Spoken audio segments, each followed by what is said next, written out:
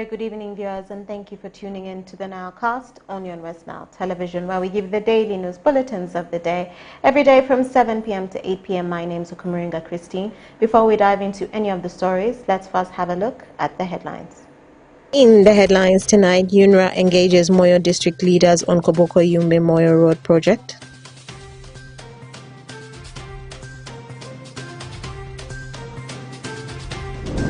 Stakeholders review performance of West Nile region in the health sector.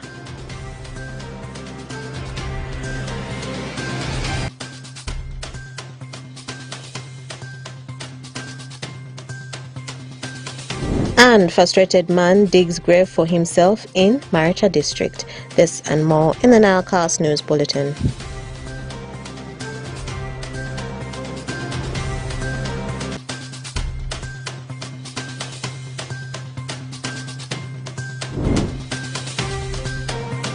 Thank you for tuning in to the Nilecast only on West Nile Television. Let's dive straight into the stories that are made headlines tonight. In a bid to mitigate crime right from the lowest local administrative unit, the Office of the President in Arua City on Thursday, the 12th of September 2024, held an engagement with the lower council chairpersons of Arua Central Division to deliberate on the challenges and strategies to improve on the security in the division. Farish Majid reports. In a bid to mitigate crime right from the lowest local administrative unit, Office of the Arua Region City Commissioner on Thursday, 12th of September 2024, had engagement with the lower council chairpersons of Central Division to deliberate on challenges and strategies of improving security in the division. The meeting, which took place at the Central Division headquarters in Arua City, also attracted attendance from the peace groups and other security leaders who raised the challenges and areas that need to be improved while in line of duty. Salim Kumakech, the resident city commissioner for Arua, who convened the meeting, says that this is to help interface with the local leaders. This meeting is convened for a good reason. For a reason of us knowing each other. That is reason number one. Reason number two is for us to work together for a peaceful atmosphere, peaceful environment in Arua City. Angupale Swadik, the Deputy Resident City Commissioner in charge of Central Division, called for cooperation from the lower local council chairpersons. Can we correct this jointly and make it a better place? That's why we have invited you here today. We shall give you time and listen to you. As you give us time and listen to us. We can only manage this town when we share information. And it must be the right information.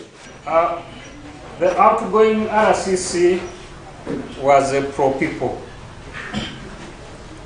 And it is the same way, the one we have. Because if by show of hands, I think all of you had met him, the one who went, right? Yeah.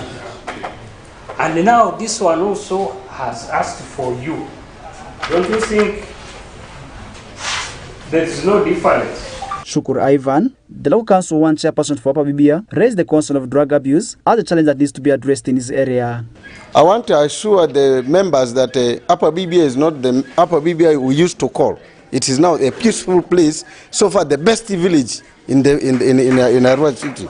The second, the only thing which we are battling with there is marijuana taking.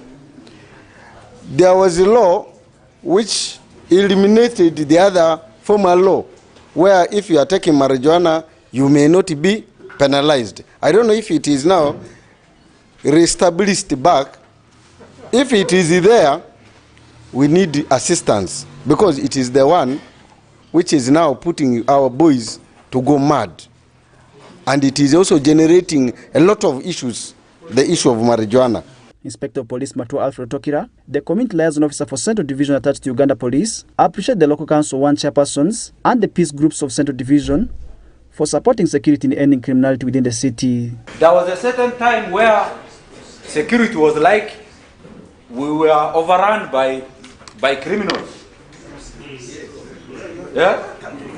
It was like we were overrun by criminals, but when we employed our proper strategies together with you, Yesterday, I was watching in the CCTV camera at night. People were moving on the streets. The Adumi Road, people were moving, making phone calls along that road, and nobody grabbed their phone. So it means our security is now peacefully, relatively peaceful. That was not done by police. That was done together with everybody here. Honorable Muzaid Kemis, the Mayor of Central Division, appreciates Office of the Resident City Commissioner for organizing the meeting. Local leaders, you can see here, we have all the L1s of the 50 villages of Central Division with the concerned community members, the Baraboda and the rest of them. We have got a very fruitful meeting. We have given them time, we have listened to them, and I want to say to Bona Salim, the RCC, together with my brother Ankpare, this is the way to go. And we will take all the positive and the negative criticisms that had come out of this meeting as a positive way. And I want to request the office of the RCCs that we now needed to go more on the ground. According to Salim Komakech, the Resident City Commissioner for Arua City, after meeting with the chairpersons, he will be visiting all the villages to talk to the people about security and the government programs. Farish Majid, reporting for West Nile TV, Nalcast. And more in our stories this evening. During an engagement meeting with the Uganda National Roads Authority and the funders of the project at Moyo People's Hall, the contractor for the Koboko Yumbe Moyo Road project has been asked to commence actual works on the road by October 2024 and carry forward with the maintenance of the road that is in a poor state.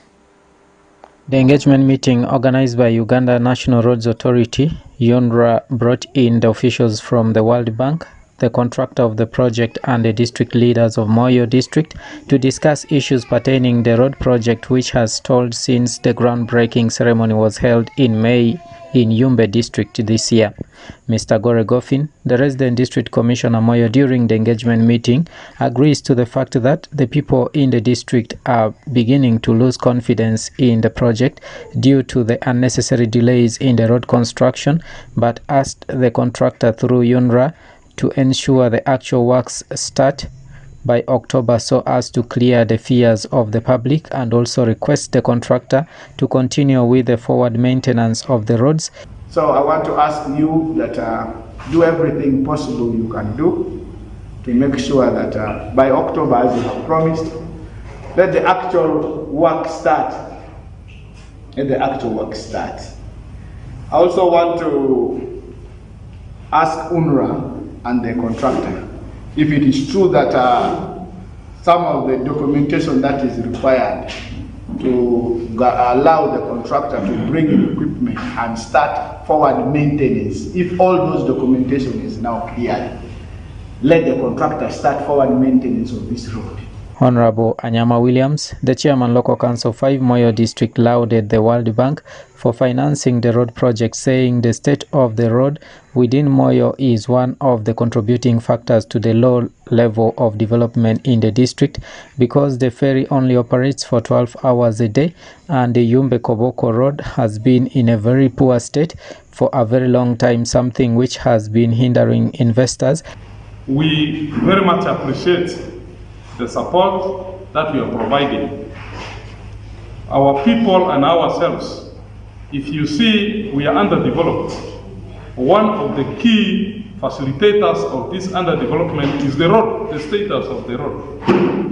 On this side, we have a barrier of River Nile. We must use it. A ferry.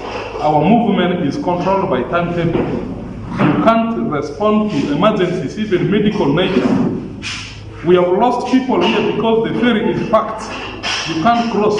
Mr. Moanda Ivan, the task team leader, World Bank, said they have managed to bring on board all the consultants on board who are contributing to the success of the project, adding that all the documentations that has been talked about which caused the delays are gearing towards the recommended guidelines for the construction works, saying all these were done after the groundbreaking ceremony in May this year. Local content, and all of this is enshrined in those documents. The labor management procedures, the contractor's environmental and social management plan, the stakeholders engagement plan, All this documentation brings on board and allows us to document a commitment from the contractor in writing on what he is going to do. And during the implementation process, it empowers us to hold him to that commitment. Engineer Ochola Moses, the project coordinator, Uganda National Roads Authority (UNRA), informed the leaders that all the documents in relation to the actual works on the road has been approved, though with some minor conditions, but said the main challenge facing the contractor is the issue of getting a home for the contractor, which is called the campsite, because the contractor needs to have a main campsite in Nimba District and also have another main campsite in Moyo, so that work moves on concurrently in the districts without any delay. I would like to inform the district that the project, in terms of readiness, already the documents which allow the equipment and the work along the road, in terms of how the labor would be, how you will manage the traffic along the road, has been already approved, but with conditions. The conditions are not very stringent. That is the CSMP. Mr. Olima George Vuzi, the District Natural Resource Officer Moyo, urged the contractor to move around and identify the qualities of Maram, the need for the construction works, and engage the public through the district leadership so as to avoid cases of people over-hacking prices. I want to request that we follow the due processes when we are getting these items. I want to avoid a situation where your team going to the community in search of Maram and thinking of buying land where the Maram is located. I will advise, go ahead, take the samples, and if you feel this is the sample you want, please come back to the district team. The Koboko Yumbe Moyo Road project, which measures 103.08 kilometers, has been okayed to be tarmacked, with the groundbreaking ceremony done on the 16th May 2024 at Yumbe. But since the groundbreaking ceremony, no physical works have been seen on ground, something which made the public within the region to have doubts on the project, which has now taken 3 months down the road after the groundbreaking. It's upon this background that the UNRA officials, together with the contractor and the founder of the project, are moving around the districts to assure the public about the existence of the project. Dominic Anthony Okumu, West Nile TV, Nilecast. Moving on to Maracha District, residents of Mbapi Village, Barai Parish, Nyadri Sub-County, Maracha East constituency were in shock after a 41-year-old man started digging his own grave. Osuta Yusuf reports. The man, identified as Mr. Pigan Michael, who seems to be frustrated over some challenges in life, started digging his own grave on Tuesday, 10th of September 2024, until he was stopped by the elders in Nyarea clan. Mr. Pigan Michael, upon saying his main plan was to commit suicide after finishing digging the grave for burying himself, explained that he feels frustrated, abandoned and hated by his own clan people, whom he accused of piling lies against him, and some even attempted for 3 times to kill him with panga, and also 6 attempts through some gangsters to shoot him dead with a gun.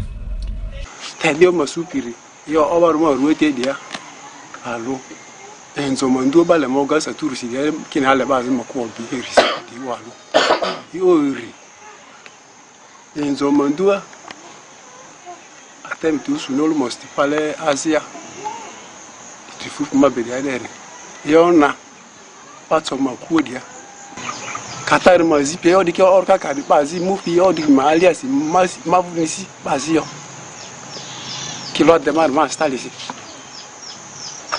so fara fiaze moderi ma bule daga.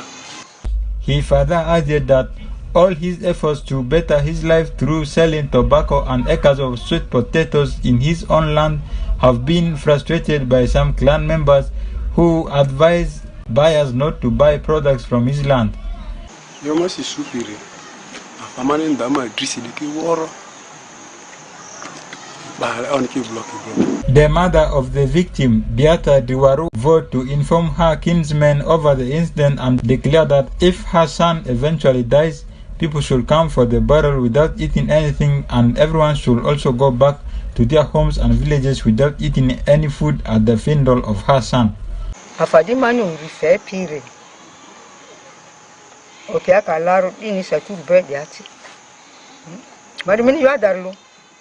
Kaibuga gari manga muluma sunera ata ba pero ko nya to azia ke ma sunu ni obia kalu ye drabo ale lu masakiri kake sa oba dia manzi ke ba zuma te jako ado pia ri mva ko dumba mataza ko opero ko ko pia mo kurumba matanya ko ma di maka ti do atulu ko ma ko pia nya ta ko disima ave kwaso ba no pikini bara da mafekini tanti adifeni udusisi. A VST and also a member of the same family, Mr. Football Emmanuel, stressed that Mr. Pigan Michael attempted to commit suicide around May 2024, but he was saved by the people.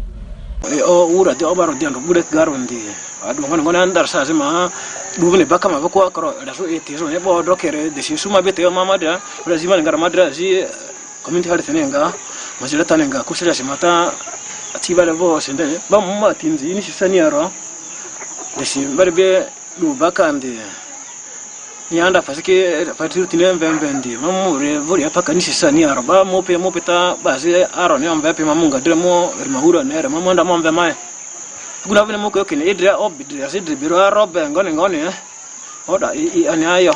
One of the elders, Mr. Aliji Ponjo, aged 77 years old, who cancelled and stopped Mr. Pigan Michael from continuing with digging of his own grave, explained that culturally what Mr. Opega has done is a misfortune, and the already dug grave can only be filled back if a cultural prayer is organized with some animals slaughtered and the seedling of a tree in Lugbara language called a dolo should be buried in the dug grave.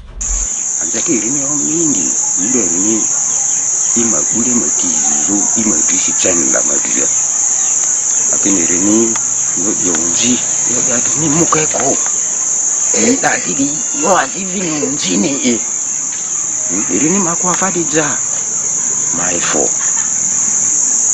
The LC1 chairman for Ebapi village, Mr. Atema Vicky, while narrating a similar incident which occurred recently in this same parish, where a youth committed suicide and it caused a lot of problems, wondered why someone would prepare for his own death like the way Mr. Pigan Michael is doing by digging his own grave, something the LC1 chairman said he has seen it for the first time in his entire life. Kaliazi ibi imadrave ti ibakasi tevutiru amamusu yorama eri wazini bani sazu dunia kone yondari yanda fa ijiana bari dusi zangir. Yusuf Osuta, National Television Alcast. Moving on to Nebi District, the office of the Resident District Commissioner has threatened to arrest parents who keep their children home at the onset of school reopening for the third term. Alfred Jawok reports. The office of Nebi Resident District Commissioner has threatened to arrest parents who will keep their children home at the onset of school reopening for the third term. This was revealed today, Friday, 13th September this year, during the third term opening meeting with stakeholders held at his office. According to Donald Owachgiu, Assistant Resident District Commissioner Nebi, who represented the RDC, parents whose children will not go back to school are at risk of being arrested by the security team under supervision of the district education ordinance. But there is a tendency where parents normally keep their kids, their children at home, that they are taking 1 day, 2 days, 3 days, but that is not right. My advice, let all take our children back to school. He therefore retaliated to arrest anyone caught in the action and will not spare parents who keep their children at homes during school hours. Washgi also condemned some parents who engage their children in businesses, farming among others, noting that in the process, some parents escape their parental responsibilities. Because there are a lot of things, and this kind of syllabus that we are on nowadays, the syllabus is so hectic, whereby the students, the pupils are needed back so that they can capture the syllabus, so that they can finish all the syllabus on time. Honorable Emmanuel Orombi, chairperson LC5 Nimba District, equally warned teachers against sending fearful messages of school fees to the parents using media channels instead of comforting them. He urged parents not to fear, rather be strong during the period of academic calendar and be confident in case of any challenges in paying school fees. Monday, I'm also in school. I'm going to move around and check how many, and then I'll also be moving in community. If I find young ones, then I'll assume that community. I'll give back in the media that these are the sub-counties, these are the villages that they have not sent their children back to school yet. But let it not be a force. It is my request and total submission as your leader to guide you. It's my core mandate to mobilize people, to mobilize citizens for the good of the society and development and service delivery. In the previous terms, Nimba District registered low turn-up of both teachers and learners on the first day of school reopening. According to the school calendar, third term will begin on Monday, 16th September this year. Alfred Jawok, West Nile TV, Nilecast. And qualified midwifery from Day Health Center, Day Sub-County, Pakwach District, named Atiku Harriet, has received an applause from the different stakeholders after breaking a record in the health world by delivering over 70 mothers in a space of 1 month. Take a look. Atiku Harriet, a qualified midwifery from Day Health Center 2 in Day Sub-County, Pakwach District, received a guard of applause from different stakeholders after breaking record in health world by delivering over 70 mothers in a space of 1 month. This shocking story was revealed during the 7th West Nile Region Annual Joint Health Sector Review Mission held in Nimba District. Atiku Harriet, the midwifery who delivered 76 mothers, said she sometimes goes up to 80 in a month, which is hectic. When you go to deliveries, on average it's 70, but other times we go up to around 80, that is per month. And concerning the workload, the street is hectic. There is that tension of doing both day and night. I rest only when there is no man on the ward or there is no client in the maternity. That's why I get my off. But otherwise, throughout the year, I'm on duty. It is hectic. I've been raising the issue to the district. But if you take according to the government structure, it is health center 2 is supposed to have 1 midwife. That's why, as per now, I am still working alone in health center 2. She further raised concern of inadequate working facilities, which sometimes cause delays in delivery of the mothers. As per now, where we are operating, where all that delivery is coming from, we have a small maternity, a room with one, in fact, it is labor suit, then postnatal. So we have only 3 postnatal beds and not 1 delivery bed. So on other times, I risk taking them to them on examination course rather than making them to deliver down on the floor. I keep one on the delivery bed, then I help the other on the examination course.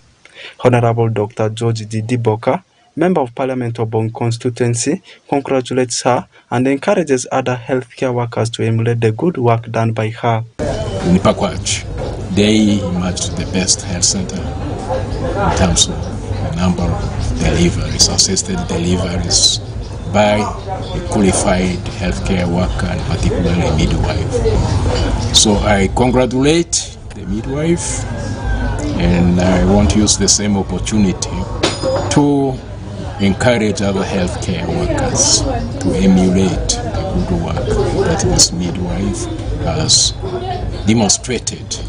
One of the issues that came out very, very clearly in our discussions is related to the numbers and quality of healthcare workers in our health facilities. We noted there are shortage of doctors, nurses, midwives, anesthetists, and the like. But even then, for those that are in place in some of the facilities, we noted some element of presentism, where the staff are present but they are not delivering. Ale Madiki, Secretary Social Services Marsa District appreciates her for the brilliant performance, therefore urges other midwives in other health facilities to up their performances. When you look at the aspect of commitment by the health workers, I may not generalize this because some of these are isolated cases. I must first of all appreciate that some of them are doing very well. Notably, the midwife that comes from Pakwach, that is Harriet, she is doing very well. Credit has to go where it is due. Of course, she managed to deliver 76 mothers. There is a rampant cases of absenteeism in our facilities. When a midwife is not there and yet a pregnant mother who is expectant is already at the facility, what happens? This is a very big challenge, and I just want to make a humble appeal to all my midwives across West Nile sub-region, even the country at large, to love their job. Therefore, latest statistical report indicates that in public sector, Pakwach District has 1 health center 4 facility, 6 health center 3 facilities, and lastly 9 health center 2 facilities in which delivery of the facility. What happens? This is a very big challenge, and I just want to make a humble appeal to all my midwives across West Nile sub-region, even the country at large, to love their job. Therefore, latest statistical report indicates that in public sector, Pakwach District has 1 health center 4 facility, 6 health center 3 facilities, and lastly 9 health center 2 facilities in which delivery of mothers takes place. Oraku Benson Pastore, West Nile Television Nilecast. And more in our stories. During the 7th West Nile Regional Joint Health Sector Review Mission, co-hosted by Arua and Yumbe Regional Referral Hospitals from the 11th to the 12th of September in Yumbe District, over 170 stakeholders turned up to express their concerns on the performance of the West Nile region in the health sector, more so what should be done to enhance the sector. Take a look. During the 7th West Nile Region Joint Health Sector Review Mission co-hosted by Arua and Yumbe Regional Referral Hospitals from 11 to 12 September 2024 in Yumbe District, over 170 stakeholders such as health officers, technical personnel from various districts, political leaders, partners, cultural leaders, academia, media fraternity, private entities, developmental partners, among others, stand up to express their concerns on the performance of West Nile Region health sector, more so what can be done to enhance the sector. Dr. Andema Alex, Hospital Director, Arua Regional Referral Hospital, laments on some of the challenges in key areas that still continues to affect health sector in the region. We have very few staff. If you take the regional hospitals combined, Yumbe and Arua, their staffing is at 18%, which is very low. And most districts also have low staffing. We need to discuss this and see if we can get solutions to this. Infrastructure is another thing, another problem which we need to address, including equipment. For instance, in Arua, the orthopedic unit is very poorly equipped, and yet we have very many orthopedic cases, some of which end up being referred. There's also the issue of coordination of medical emergency services, which we need to see how best we can handle it. Honorable Feta Joffrey, Chairman West Nile Parliamentary Caucus, said the issue of infrastructure, staff housing, and equipment should be looked upon. The issue of infrastructure, staff housing is very key.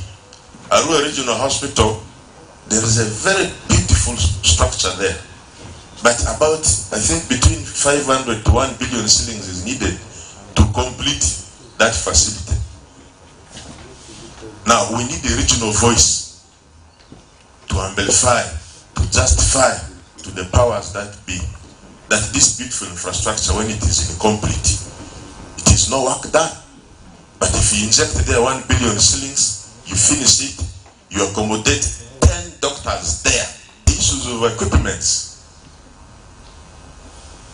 You train a doctor very well, he knows his work, but because he doesn't have equipment to do his work, it becomes redundant. Dr. S.B. Kampa, a representative from Ministry of Health Department of Planning, similarly encourages the stakeholders to address the problems.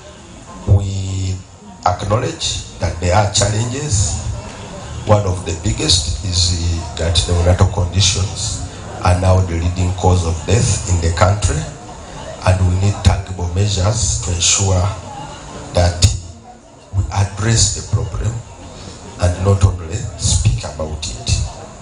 The country is committed to ending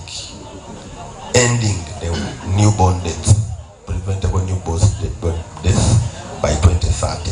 So if we are to end, we have to have interventions in place that really address the issue. Similarly, we are committed to bringing the maternal mortality down to 70 per 100,000 in the next 5 years, and we are still, while we have registered improvement, we are still way off track. So it's my humble request that as we prepare for Zombo, we do put together interventions that will help us address these challenges.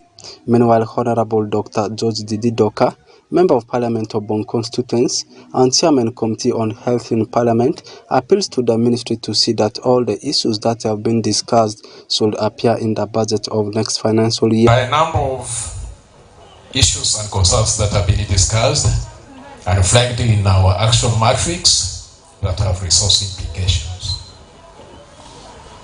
Without ensuring that these are captured in our ministerial policy statement, especially the policy statement of the Ministry of Health, and the votes under the Ministry of Health will not attract resources.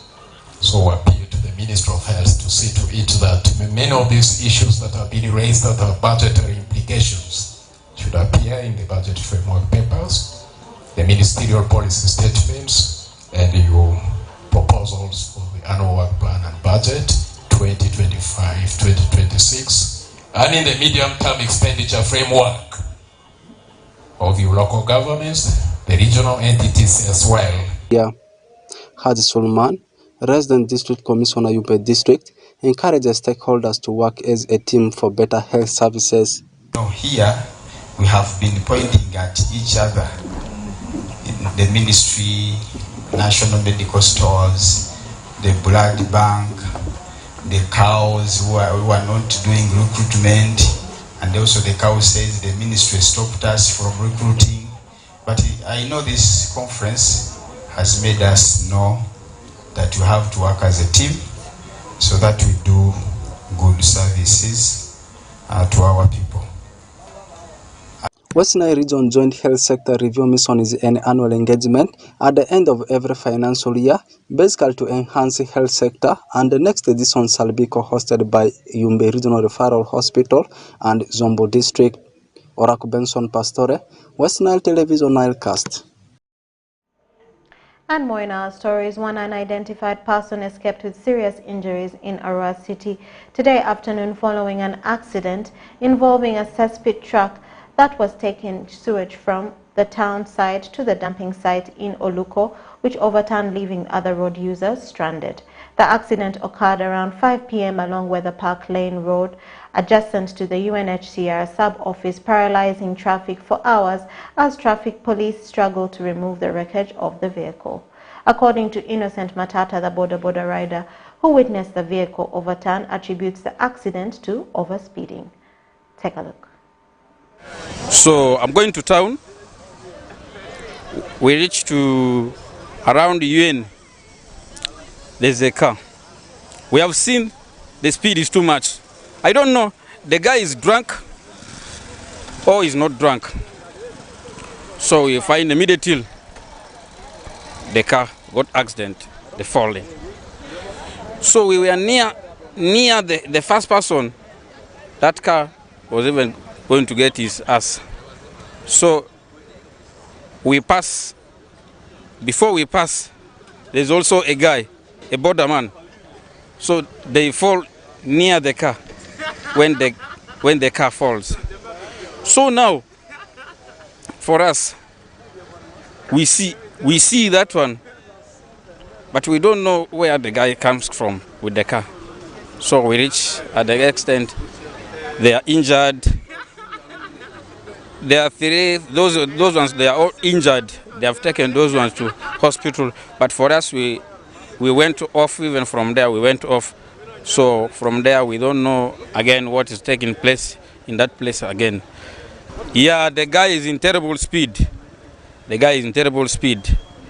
So the way the guy is driving, side by side, so we know very well that accident going to happen. So we start to corner from there.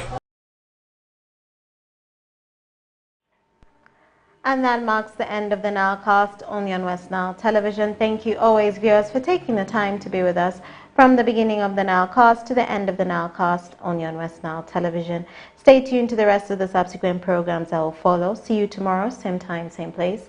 My name's Okumuringa Christine. Have a good evening.